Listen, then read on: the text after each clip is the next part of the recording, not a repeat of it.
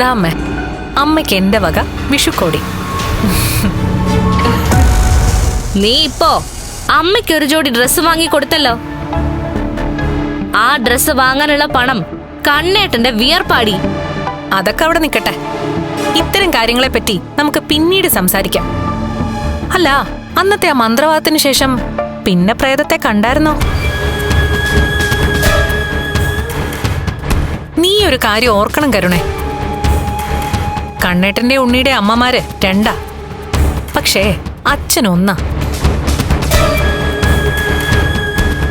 ആ അച്ഛനെ കൊന്ന ആളായി നിൽക്കുന്നത്. അതിന് ഞാൻ സാക്ഷിയാ. ആ സംഭവം കുത്തിപ്പൊക്കിയ ഉണ്ണി നിന്നെ ഇവിടെ കൊണ്ടുവന്ന് വിടും. അങ്ങനെ കൊണ്ടുവിടാൻ കണ്ണേട്ടൻ തന്നെ അവനോട് പറയും. അങ്ങനൊരു സാഹചര്യം ഉണ്ടാക്കാതിരിക്കുന്നതാ എല്ലാവർക്കും നല്ലത്. അയ്യോ മോളെ, അതുകൊണ്ടല്ലേ ഞങ്ങളിപ്പോ കരുണ മോളെ പോലൊന്നും വാരി വലിച്ചൊന്നും പറയാത്തെ. അല്ലെങ്കിൽ ഈ പെണ്ണിന് ഇത്തിരി കൂടുതലാ. കണ്ണൻ നിനക്ക് നെക്ലസും ഡ്രസ്സും ഒക്കെ തന്നു. അതുപോലെ തന്നെ കണ്ണന്റെ പണത്തില് ലക്ഷ്മി മോള് അവളുടെ അമ്മയ്ക്കും ഡ്രസ്സൊക്കെ വാങ്ങിച്ചോണ്ടൊന്ന് കൊടുത്തു. അതിന് നിനക്കെന്താ? ആ അതെ അതെ, ആരും ഇവിടെ വലിയ പുണ്യവതി ആവാനൊന്നും ശ്രമിക്കണ്ട. അതെ അതെ. ആദ്യം ഞാൻ അന്ന് നടന്ന സംഭവം കണ്ണേട്ടന്റെ അച്ഛനെയാണ് ലോറി കയറ്റി കൊന്നതെന്ന് എന്റെ രണ്ടാനച്ഛനോട് മാത്രമേ പറഞ്ഞിരുന്നുള്ളൂ. പിന്നെ നിന്റെ മുത്തശ്ശിയോട് പറഞ്ഞു. അവസാനം നിന്റെ അഹങ്കാരം കണ്ട് സഹിക്കാൻ കഴിയാതെയാ പാവം എന്റെ അമ്മ നിന്നോട് എല്ലാം പറഞ്ഞത്. അതുപോലെ തന്നെ ഇനി നിങ്ങൾ മൂന്നാളുടെയും ഭാഗത്തുനിന്ന് തെറ്റുകൾ ഉണ്ടായാ അറിയേണ്ടവരെല്ലാം ഇതറിയും. അതോടൊപ്പം നിന്നെ സ്നേഹിക്കുന്നവരൊക്കെ നിന്നെ തള്ളിക്കളഞ്ഞൊന്നും വരും. അതൊരു ഭയമായിട്ട് തന്നെ നീ കൊണ്ടു നടക്കണം. നീ മാത്രമല്ല, നിന്നെ ഇല്ലാതാക്കിക്കൊണ്ടിരിക്കുന്ന നിന്റെ അച്ഛനും മുത്തശ്ശിയൊക്കെ.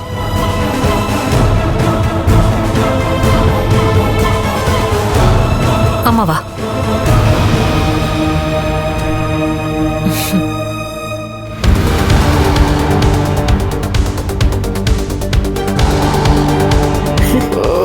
ചുമ്മാ വെറും ചുമ്മാ. പ്രതാപ,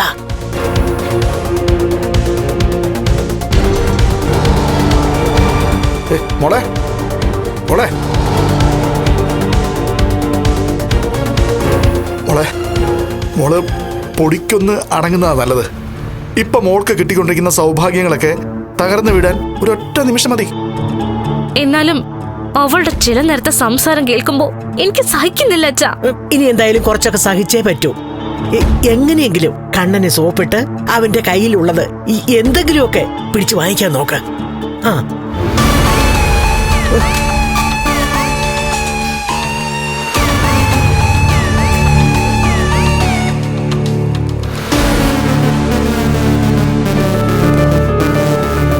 അയ്യോ പ്രതാപ, കണ്ടോ കണ്ടോടാ?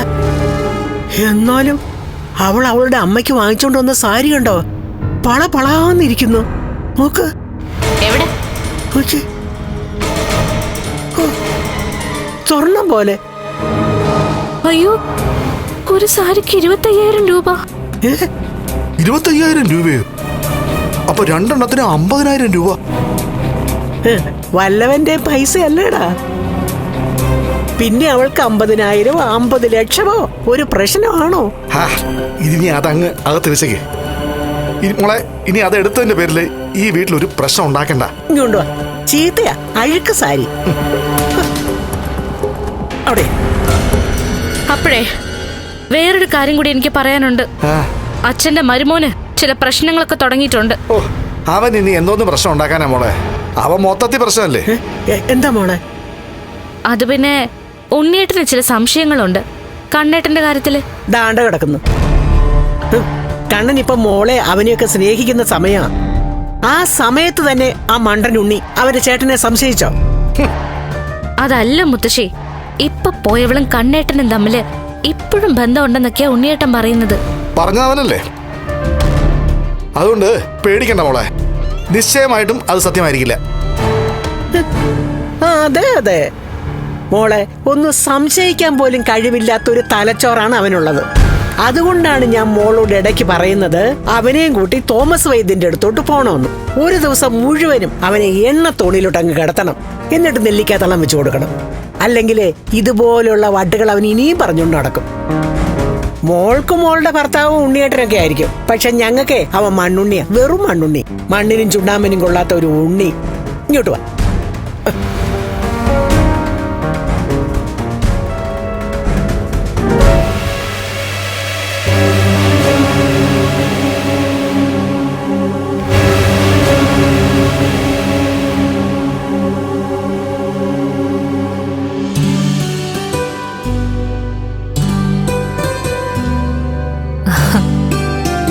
കണ്ണേട്ടൻ അടുത്തില്ലെങ്കിലും ഇത്തവണത്തെ വിഷുവിന് ലക്ഷങ്ങളാ വാരി കളഞ്ഞിരിക്കുന്നത്. കരുണയ്ക്ക് നെക്ലേസ് വാങ്ങിക്കൊടുത്തത് മാത്രമല്ല, എനിക്കും ലേഖയ്ക്കുമൊക്കെ നെക്ലേസുമായിട്ടാ കണ്ണേട്ടൻ വന്നത്. പിന്നെ ഇഷ്ടം പോലെ ഡ്രസ്സും എടുത്തു. അമ്മയ്ക്കൊരു വള വാങ്ങിക്കട്ടെ എന്ന് ചോദിച്ചായിരുന്നു. ഞാനാ പറഞ്ഞത് വേണ്ടാന്ന്. എനിക്ക് വേണ്ട മോളെ. ഇപ്പൊ തന്നെ കണ്ണം വാങ്ങിച്ചു തന്നൊക്കെ ഞാൻ ഷെൽഫിനകത്ത് വെച്ചിരിക്കുക. അതിനെ എപ്പോഴാ ഇവിടെയുള്ളവരെ എടുത്തോണ്ട് പോകുന്നെന്ന് പറയാൻ പറ്റില്ല.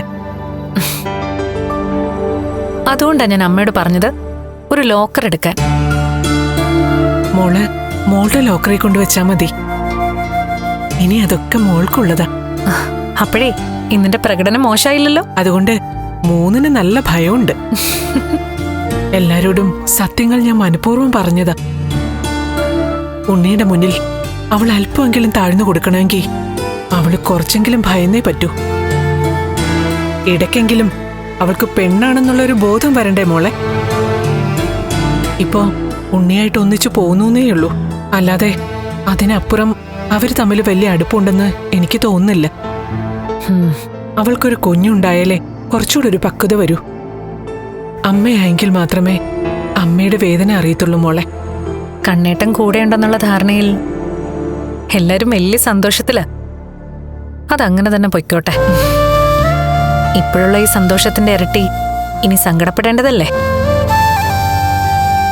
ആപത്തൊന്നും കൂടാതെ എന്റെ കുഞ്ഞ് ജനിക്കണം. അതിനുവേണ്ടി എന്ത് നാടകം കളിക്കാനും ഞാൻ തയ്യാറാ. ഞാൻ പോയിട്ട് വരാമേ. മോളെ,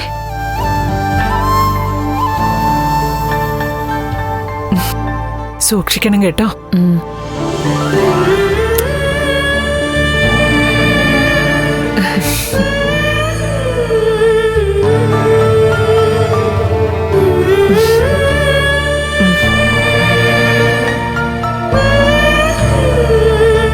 പോയിട്ട് വരാമേ.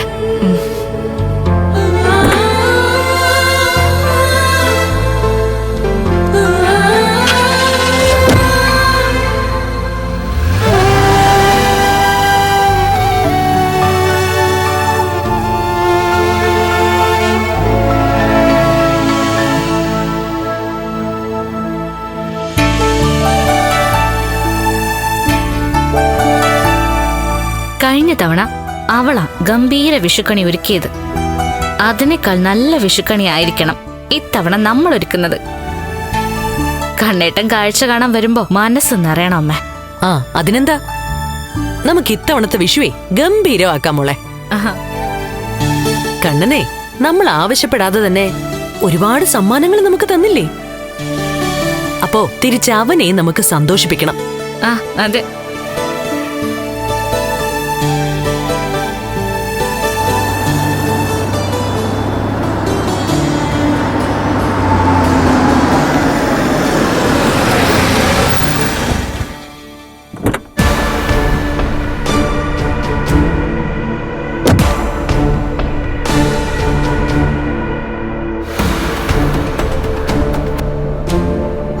വെറും കൈയോടെ ഒരാളിങ്ങെത്തി. എവിടെ? ഞാൻ പറഞ്ഞ സാധനങ്ങളൊക്കെ കാറിലുണ്ടോ? അത് പിന്നെ മറന്നുപോയല്ലേ? അമ്മേ, പൂജാമുറിയിൽ ഇരിക്കുന്നത് ഒരുപാട് പഴക്കമുള്ള ശ്രീകൃഷ്ണ വിഗ്രഹം. അതുകൊണ്ട് പുതിയതൊരെണ്ണം വാങ്ങിക്കൊണ്ടുവരാൻ ഞാൻ ഇയാളോട് പറഞ്ഞു. എന്നിട്ട് വന്നിരിക്കുന്ന കണ്ടില്ലേ കയ്യും വീശി. നിന്റെ തലയ്ക്കകത്ത് എന്താടാ ഉണ്ണി? തലക്കകത്ത് നിറയെ ഇപ്പൊ വേണ്ടാത്ത ചിന്തകളാ. കണ്ണേട്ടൻ വാരിക്കോരി നമുക്ക് ഓരോന്ന് തരുമ്പോ ഇപ്പൊ കണ്ണേട്ടനെ സംശയിച്ചുകൊണ്ട് നടക്കുക അയാള്. എടാ എടാ ദേ, വെറുതെ അവനെ സംശയിച്ചേ അവന്റെ നീരസം ഉണ്ടാക്കാതെ അവന്റെ നിഴലായിട്ട് നിന്ന് എന്തെങ്കിലുമൊക്കെ ഒന്ന് പിടിച്ചു വാങ്ങാൻ നോക്കടാ മണ്ട. അമ്മ ഇപ്പൊ പറഞ്ഞ വാക്കാ ഇങ്ങേർക്ക് ചേരുന്നത്. മണ്ടൻ, മരമണ്ടൻ. നിർത്ത്. ഞാൻ മണ്ടനാണോ ബുദ്ധിമാനാണെന്നൊക്കെ എല്ലാരും അറിയാൻ പോകുന്നേ ഉള്ളൂ. ഇപ്പൊ പിന്നെ അറിഞ്ഞുകൊണ്ടിരിക്കുന്നതോ? നിങ്ങളുടെ തലയ്ക്ക് സാരമായ തകരാറ് സംഭവിച്ചിട്ടുണ്ട് ഉണ്ണിയേട്ടാ. അല്ലെങ്കിലേ വിഷുക്കണി ഒരുക്കാനുള്ള സാധനങ്ങൾ വാങ്ങിക്കാതെ നിങ്ങൾ മടങ്ങി വരുമോ? നിങ്ങൾ ഇതുവരെ ഞാൻ പറഞ്ഞിട്ടുള്ള എന്തെങ്കിലുമൊക്കെ കാര്യങ്ങൾ ഓർത്ത് വെച്ച് വാങ്ങിച്ചോണ്ട് വന്നിട്ടുണ്ടോ? ഒരു കാര്യം 1000 തവണ പറയണം, എന്നാലും രക്ഷയില്ല. അതാണോ അവസ്ഥ? മോളെ, പൈസ ചെലവാകുമെന്ന് കരുതിയായിരിക്കും ഇവൻ വാങ്ങാതിരുന്നത്. ആ, അതിനേ വഴിയുള്ളൂ. കയ്യിലിരിക്കുന്ന കാശുകൊണ്ട് ഒരു 2-3 മുഴം മുല്ലപ്പൂ പോലും അമ്മയുടെ മോൻ എനിക്ക് വാങ്ങിത്തരാറില്ല.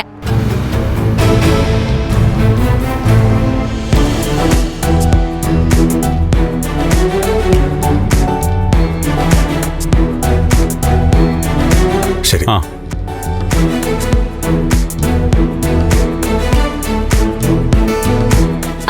കണ്ണേട്ടൻ വന്നല്ലോ.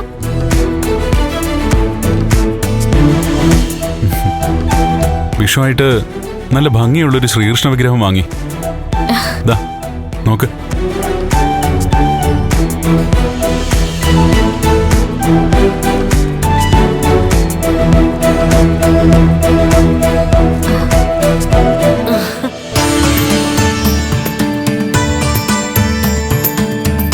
അയ്യോ, ഇതുപോലൊരു വിഗ്രഹം വാങ്ങിക്കണമെന്ന് ഞാൻ കണ്ണേട്ടന്റെ പുന്നാരനിയനോട് പറഞ്ഞതാ. എന്നിട്ട് കൈയും വീശിക്കൊണ്ട അയാള് വന്നത്. ദേ നോക്ക്, ഞാൻ പറഞ്ഞതിനേക്കാൾ നല്ല തേജസ്സുള്ള വിഗ്രഹം കൊണ്ട കണ്ണേട്ടൻ വന്നിരിക്കുന്ന. എന്റെ മനസ്സറിഞ്ഞതുപോലെ. ആ, അതിനകത്ത് വിഷു ഒരുക്കേണ്ടതെല്ലാം ഉണ്ട്. അയ്യോ, അതൊക്കെ ഞങ്ങള് വാങ്ങുമായിരുന്നല്ലോടാ. എന്നാലും ഞാനും വാങ്ങി. വിഷു അല്ലേ? അന്ന് രാവിലെ കണി കാണുമ്പോ അതിന് അതിൻ്റെതായ ഭംഗി വേണമല്ലോ. അതിപ്പോ മോള് പറഞ്ഞുകൊണ്ടിരിക്കുകയായിരുന്നടാ, ഇത്തവണത്തെ വിഷുക്കണിയെ കഴിഞ്ഞ തവണത്തെക്കാളും നന്നായിരിക്കണമെന്ന്. അതൊരിക്കലും നന്നാവില്ല. എന്റെ ഭാര്യ ഒരുക്കുന്ന കണിയാ എന്നെ സംബന്ധിച്ചിടത്തോളം ഏറ്റവും നല്ല വിഷുക്കണി. കാണ്, ഇങ്ങനെയാ അറിഞ്ഞ കാര്യങ്ങൾ ചെയ്യേണ്ടത്. കണ്ണേട്ടന്റെ അനിയനായിട്ട് കണ്ണേട്ടന്റെ ഒരു ഗുണവും ഇങ്ങേർക്ക് കിട്ടിയില്ലല്ലോ. പൈസ ചെലവാക്കുന്ന കാര്യം വന്നാ ഇവൻ പലതും മറക്കും, മനഃപൂർവ്വം. അത് നീ പറഞ്ഞത് സത്യ. അയ്യോ, ഇതുപോലൊരു പിശുക്കനെ ഞാൻ എന്റെ ജീവിതത്തിൽ ഇന്നേ വരെ കണ്ടിട്ടില്ല. എനിക്കിപ്പോ ജോലിയൊന്നുമില്ല, അതുകൊണ്ട് അത്യാവശ്യം പൈസ സേവ് ചെയ്തത് നല്ലതാ. ഹോ, നിനക്ക് ജോലിയില്ലെങ്കിലും പൈസക്ക് നഷ്ടമൊന്നും വന്നിട്ടില്ലല്ലോ. വെറുതെ പൈസ വാങ്ങിക്കുക, എന്നിട്ടും അത് കളയാൻ ബുദ്ധിമുട്ടാ. കിട്ടുന്നതിലൊരു 10-20% വീടിന് വേണ്ടി മുടക്കണം. സ്വന്തം ഭാര്യയുടെ ആവശ്യത്തിന് വേണ്ടിയെങ്കിലും മാറ്റി വെക്കണം. ഇത്തവണ എന്റെ അച്ഛനും മുത്തശ്ശിക്കും പോലും ഡ്രസ്സ് വാങ്ങിത്തന്നത് കണ്ണേട്ടനാ. എനിക്കും അങ്ങനെ തന്നെയാ. അതെല്ലാ വർഷവും അത് തന്നെയാ മോളെ പതിവ്. ഇവനെ മനസ്സറിഞ്ഞ് ആർക്കും ഒന്നും മേടിച്ചു കൊടുത്തിട്ടില്ല. എന്നെ കൊണ്ട് ഇത്രയൊക്കെ പറ്റൂ. അതായിപ്പോ എന്റെ സ്വഭാവം.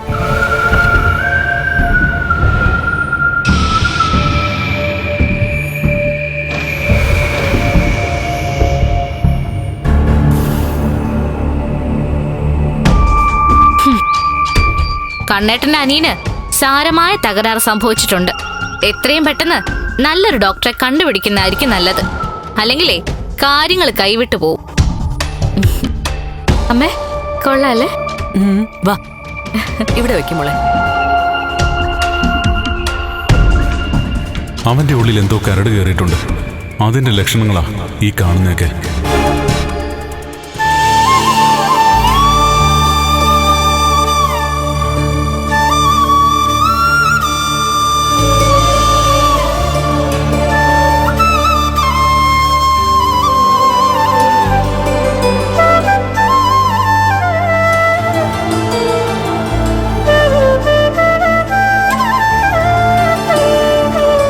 എന്താ ഇങ്ങനെ നോക്കി നിൽക്കുന്നത്? അല്ല, നീ ശരിക്ക് കണ്ട് പഠിക്ക്. എന്നും ഭഗവാന്റെ മുമ്പിലെ കുറച്ച് സ്വർണം വെച്ചിട്ടാണ് നീ വിഷുക്കണി ഒരുക്കാറ് പതിവ്. ഇത്തവണ പക്ഷേ അതിഗംഭീരമായിട്ടുണ്ട്. അടുത്ത വിഷുവിന് കുഞ്ഞൊക്കെ ജനിച്ച പിന്നെ മഹി നമ്മുടെ കൂടെ കാണുമെന്ന് പറയാൻ പറ്റില്ലേ?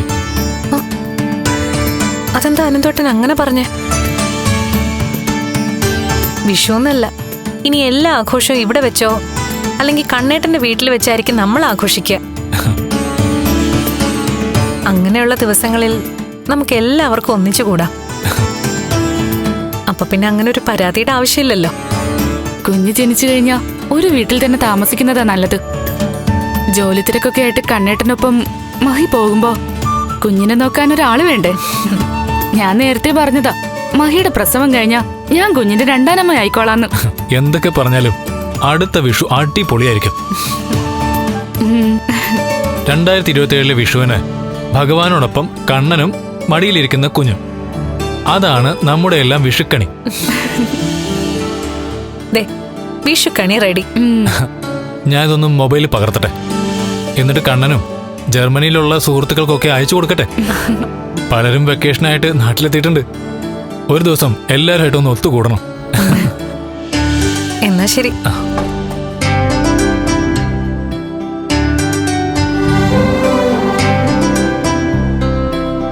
സ്വർണ്ണ നെക്ലസ് ഒക്കെ കിട്ടിയതിന്റെ സന്തോഷത്തിലായിരിക്കും കരുണ ഇപ്പോ. അതുകൊണ്ട് കണ്ണേട്ടനെ സന്തോഷിപ്പിക്കാൻ വേണ്ടി അവൾ എന്തും ചെയ്യും. അതുപോലെ തന്നെ ഉണ്ണിയുടെ അമ്മയും. അവര് സന്തോഷിക്കട്ടെ മഹി. കണ്ണേട്ടന്റെ തറവാട്ടില് സ്വന്തം ഭാര്യയെ പോലും നിർത്താൻ കഴിയാത്ത അവസ്ഥയാ. മഹിയുടെ വയറ്റിൽ കിടക്കുന്ന കുഞ്ഞ് കണ്ണന്റെ കുഞ്ഞാണെന്ന് അറിഞ്ഞ നാളെ അമ്മയുടെ വയറ്റിൽ വെച്ച് തന്നെ ആ കുഞ്ഞിനെ ശ്വാസം മുട്ടിച്ചു കൊല്ലും. 2 കുഞ്ഞുങ്ങളെ പ്രസവിച്ച അവന്റെ രണ്ടാനമ്മ തന്നെ. എന്നിട്ടും അവന്റെ ഉള്ളില് അവരോടൊക്കെ സ്നേഹമുണ്ട്. അതുകൊണ്ടാണ് അമ്മയും മോനെയും കരുണയൊക്കെ ആ വീട്ടിൽ നിന്ന് ഇന്നും ഇറക്കി വിടാത്തത്. അതിനിതേ ഞാനും ലേഖയൊക്കെ ഒരുപാട് വിമർശിച്ചിട്ടുണ്ട്. അവനൊന്ന് വിരൽ ചൂണ്ടിയാൽ എല്ലാവരും അവിടെ നിന്ന് ഇറങ്ങേണ്ടി വരും. പക്ഷെ അവനത് ചെയ്യില്ല. അവൻ മഹിയെ കൊണ്ട് പുറത്തിറങ്ങിയാലും അവരൊക്കെ പുറത്തുനിന്ന് കഷ്ടപ്പെടുന്നത് കാണാൻ അവൻ ആഗ്രഹിക്കുന്നില്ല. അതവന്റെ സ്വഭാവത്തിലെ നന്മയാണെങ്കിലും അത് തന്നെയാണ് മഹി അവന്റെ പരാജയം. ഇതാരോടാ ഈ പറയുന്ന? ഈ നിൽക്കുന്നയാളെ പിന്നെ മെച്ചമാണോ? സാരമില്ല ലേഖേ, നമ്മൾ ചെയ്യുന്ന നന്മയ്ക്ക് ദൈവം മറ്റൊരു രീതിയിൽ നമുക്ക് പ്രതിഫലം തന്നോളൂ.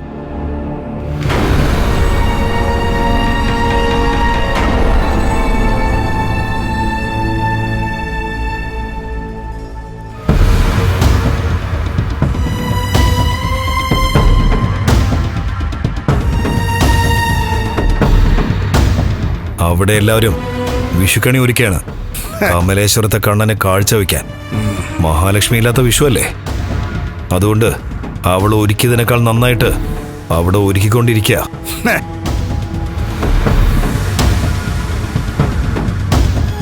അമ്മയും കരുണയെല്ലാം കൂടെ. ചതി എന്ന് പറഞ്ഞാലേ കൊടും ചതിയാണല്ലോ. ഞാൻ പറഞ്ഞില്ലേ അമ്മാവനോട്, ഈ ചതി നാളെ എന്ന ദിവസം കടന്നു പോവില്ല. എടാ, ഇതൊക്കെ കയ്യോടെ പിടിച്ചിട്ട് നമുക്കെന്താ പ്രയോജനം? നൈസായിട്ട് നിന്റെ ജോലിയൊക്കെ അവനായിരിക്കുമല്ലോ മഹാലക്ഷ്മിയോട് പറഞ്ഞിട്ട് എടുത്തു കളഞ്ഞത്. ഇതൊക്കെ അറിഞ്ഞിട്ട് മേഘനോട് ഞാൻ തലങ്ങും വിലങ്ങും ചോദിച്ചു. മാർക്കോയെ ആ സമയത്ത് വിളിച്ചു വരുത്തിയത് അവനാണോന്ന് ചോദിച്ചതിന് കണ്ണുകൊണ്ടുപോലും അവനൊരു ആക്ഷൻ കാണിക്കാൻ പറ്റുന്നില്ല. കൈ അനങ്ങിയിരുന്നെങ്കിൽ എഴുതി കാണിക്കാനെങ്കിലും പറയാമായിരുന്നു. ഇനിയിപ്പോ കോമ സ്റ്റേജിൽ കിടക്കുന്ന മേഘേണ്ട വെറുതെ കഷ്ടപ്പെടുത്തണ്ട. അറിയേണ്ടതെല്ലാം അറിഞ്ഞു കഴിഞ്ഞു. ഇനി ഇത് നമ്മൾ അറിഞ്ഞുവെന്ന് ഈ ചതി ചെയ്തവരെ കൂടി ബോധ്യപ്പെടുത്തണം. അത് ബോധ്യപ്പെടുത്തിയാൽ മാത്രം പോരാ മോനെ. ഒരു വീഴ്ച സംഭവിച്ചപ്പോ എന്റെ മനസ്സൊന്നും മാറിയതാ. പക്ഷേ ഇന്നിപ്പോ നടക്കുന്നതൊക്കെ കണ്ടു കഴിഞ്ഞപ്പോ ചിലതൊക്കെ ചെയ്യണമെന്ന് എനിക്കും തോന്നുക. പ്രതാപനെ ഇടയ്ക്ക് ഞാൻ വിളിച്ചിരുന്നു. അയാളുടെ ആരോഗ്യസ്ഥിതി ഇപ്പൊ കുഴപ്പമൊന്നുമില്ല. എന്തായാലും നമ്മളൊക്കെ വീഴ്ചയുടെ പാതയിലാ. അങ്ങനെ വീഴുന്നെങ്കിൽ അത് പൂർണ്ണമായിട്ടും വീഴട്ടെ. എന്നാലും ശരി, കണ്ണനും മഹാലക്ഷ്മിയും സന്തോഷത്തോടെ ഒരുമിച്ച് ജീവിക്കാൻ പാടില്ല. അത് തന്നെയാണ് എന്റെയും തീരുമാനം. എങ്ങനെ ജീവിച്ചിരുന്നതാ നമ്മളൊക്കെ? ഞാനും അമ്മാവനും കൺസ്ട്രക്ഷൻ കമ്പനി നോക്കി നടത്തുന്നു, മേക്കേട്ടൻ ജ്വല്ലറി നോക്കി നടത്തുന്നു. അങ്ങനെ എന്താ സ്മൂത്തായിട്ടാ കാര്യങ്ങൾ പോയിക്കൊണ്ടിരുന്നത്. അതിനിടയ്ക്കാ ഒരുത്തി കയറി വന്നത്. അതോടെ എല്ലാ പ്രതീക്ഷയും പോയി. നമുക്കാർക്കും ജോലിയില്ല. പേരിന് ശമ്പളം തരുന്നുണ്ട്, അതും ഇനി എപ്പോഴാ ഇല്ലാതാവുന്നെന്ന് പറയാൻ പറ്റില്ല. എന്റെ മോളെ എവിടെ കൊണ്ട് നിർത്തിയപ്പോ അവൻ മനസ്സിൽ ചിരിച്ചു കാണുമല്ലേ? അവളോട് അങ്ങനെയൊക്കെ നല്ല നീരസായിരുന്നു, അത് അവൾക്ക് മനസ്സിലായിട്ടുമുണ്ട്. പക്ഷേ അവർക്കൊക്കെ ഇതൊരു കോമഡിയാണല്ലോ.